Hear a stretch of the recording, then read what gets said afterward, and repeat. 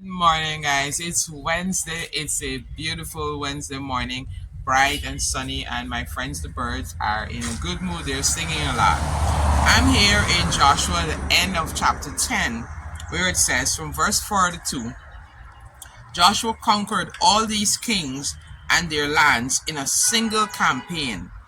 For the Lord, the God of Israel, was fighting for his people. Then Joshua and the Israelite army returned to their camp in Gilgal.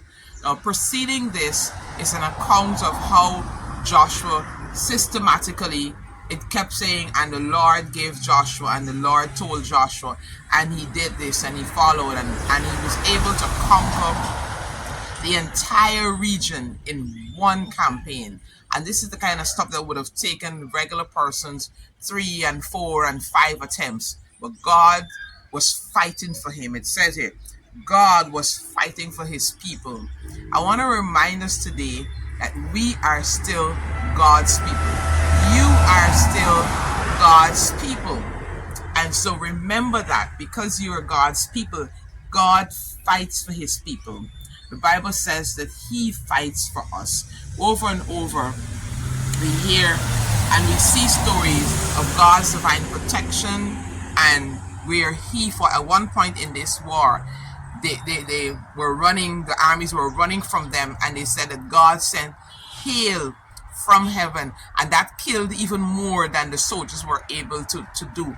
So God found ways to fight on their behalf. And I just want to remind somebody today that God finds ways to fight for you. We are his people.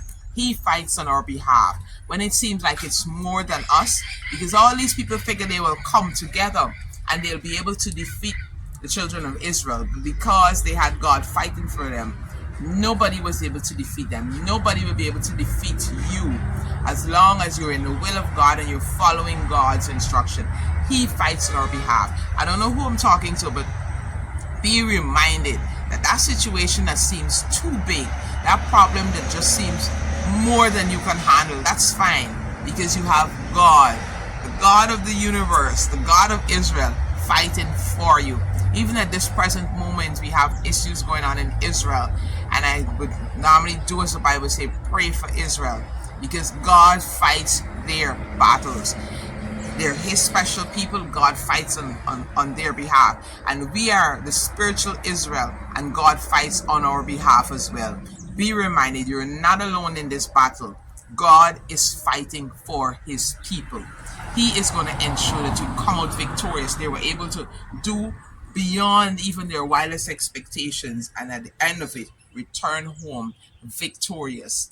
At the end of it, you're going to have a testimony of God's victory in your life, in that situation, in spite of what the enemy tried, in spite of what came up against you.